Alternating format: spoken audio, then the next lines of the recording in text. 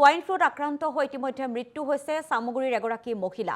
গুৱাহাটীৰ এখন ব্যক্তিগত হাস্পতালত চিকিৎসাধীন হৈ আছিল আৰু চিকিৎসাধীন অৱস্থাতে মৃত্যু হৈছে আনোৱাৰা বেগম নামৰ 53 বছৰীয়া মহিলাগৰাকী। আৰু মহিলাগৰাকীৰ ঘৰ হৈছে সামগুৰিৰ গেৰুকামুখ গাঁৱত। আনোৱাৰৰ মৃত্যুৰ পাছতে অঞ্চলটোত এক আতংকময় পৰিৱেশৰ সৃষ্টি হৈছে, যেহেতু গাহৰিৰ পৰা সংক্ৰমিত হয় এই ৰোগ। আৰু ইতিমধ্যে মহিলাগৰাকী সোয়াইন ফ্লুৰ আক্ৰান্ত হৈ গুৱাহাটীৰ এখন ব্যক্তিগত হাস্পতালত ভৰ্তি হৈ আছিল। তেনে সময়তে মৃত্যু হৈছে আনোৱাৰা বেগম নামৰ মহিলাগৰাকী।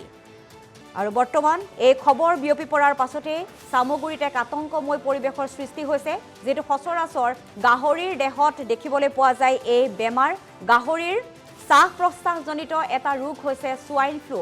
আৰু এই সোয়াইন ফ্লু গাহৰিৰ পৰা মানুহৰ দেহলৈও বিয়পি পৰাৰ পূৰ্ণ সম্ভাৱনা। আৰু সেয়াই হৈছে যেটো ইতিমধ্যে এগৰাকী মহিলাৰ দেহত সোয়াইন ফ্লু ধৰা পৰাৰ পাছতে চিকিৎসালয়ত ভৰ্তি হৈ আছিল। গুৱাহাটীৰ এখন ব্যক্তিগত চিকিৎসালয়ত চিকিৎসাধীন অৱস্থাতে আনোৱাৰা বেগম নামৰ এগৰাকী মহিলাৰ ইতিমধ্যে মৃত্যু হৈছে বুলি জানিব পৰা গৈছে। আমি সবিশেষ জানিবৰ বাবে ফোন লাইনত সংযুক্ত হৈছো আমাৰ সতীৰ্থ অভিজিত বৰাৰ সৈতে। অভিজিত বৰা, আপোনাৰ কাষলৈ আহিছো। ইতিমধ্যে মহিলাগৰাকীৰ মৃত্যুৰ পাছতে অঞ্চলজুৰি এক আতংকময় পৰিৱেশৰ সৃষ্টি হোৱা দেখিবলৈ পোৱা গৈছে। কেনেধৰণে মহিলাগৰাকী এই ৰোগৰ সংস্পৰ্শলৈ আহিল, বা মহিলাগৰাকীৰ ঘৰৰ কাষত বা মহিলাগৰাকীৰ গৃহত কোনো ধৰণৰ গাহৰিৰ ফাৰ্ম আছে নেকি? আপোনাৰ পৰা জানিব বিচাৰিছো অভিজিত।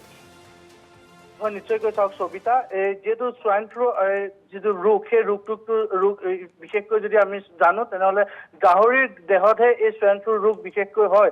গতিকে আনোৱাৰা বেগম নামৰ যিগৰাকী 53 বছৰীয়া যিগৰাকী মহিলা, ইতিমধ্যে তেওঁৰ মৃত্যু হৈছে গুৱাহাটীৰ এখন ব্যক্তিগত হস্পিটেলত। আৰু তেওঁ দীৰ্ঘদিন ধৰি চিকিৎসাধীন হৈ আছিল। তেওঁৰ ডক্টৰে জানিব দিয়া মতে তেওঁ চৰ্দি, কাহ, জ্বৰ তেওঁৰ ৰোগত আক্ৰান্ত হৈছিল। তাৰ পাছতে তেওঁ ইতিমধ্যে ডক্টৰে ৰিপৰ্ট দিয়া মতে H1N1 অৰ্থাৎ সোয়াইন ফ্লু ৰোগত আক্ৰান্ত হৈ মৃত্যু হৈছে বুলি ইতিমধ্যে জানিব পৰা গৈছে। আৰু বিশেষকৈ চিন্তনীয় বিষয়টো এইটোৱে যে যিহেতু মহিলাগৰাকী হৈছে এটা সংখ্যালঘু প্ৰধান অঞ্চলৰ এগৰাকী মহিলা, আৰু সেই সংখ্যালঘু প্ৰধান অঞ্চলৰ মহিলাগৰাকীত সেই অঞ্চলটোত কোনো ধৰণৰ তাত গাহৰি ফাৰ্ম আজিলৈকে দেখা নাই, বা তাত কোনো ধৰণৰ গাহৰি সম্পূৰ্ণভাৱে তাত নিষেধ। গতিকে এই মহিলাগৰাকীৰ গাত কি ধৰণে কেনেকৈ H1N1 যি ৰোগ, সেই ৰোগ আক্ৰান্ত হ'বলৈ পালে, সেয়া এক চিন্তনীয় বিষয় হৈছে। আৰু ইতিমধ্যে তালৈ পশু বিভাগো ইতিমধ্যে গৈছে, বা স্বাস্থ্য বিভাগো ইতিমধ্যে গৈছে। সকলো তেওঁ তদন্ত কৰি আছে, কেনেকে কি ধৰণৰ এই ৰোগটো মহিলাগৰাকীৰ গাত যি ৰোগ হ'বলৈ পালে। সবিতা। হয় অভিজিত, যিহেতু সংখ্যালঘু সেই অঞ্চলটোতে এনেধৰণৰ এই সোয়াইন ফ্লু আৰু তাৰ পাছতে এগৰাকী মহিলাৰ মৃত্যু হৈছে, গতিকে প্ৰশাসনৰ ফালৰ পৰা কেনেধৰণৰ ব্যৱস্থা গ্ৰহণ কৰিছে তাত?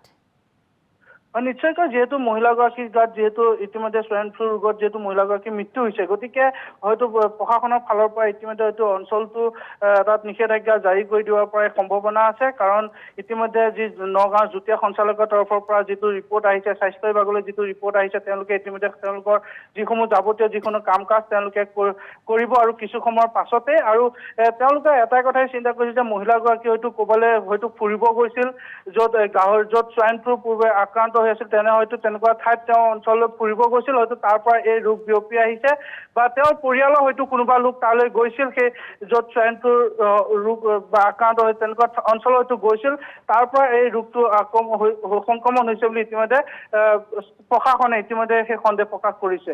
হয় অভিজিত বৰা, এই মুহূৰ্তত আপোনাক ধন্যবাদ জ্ঞাপন কৰিছো।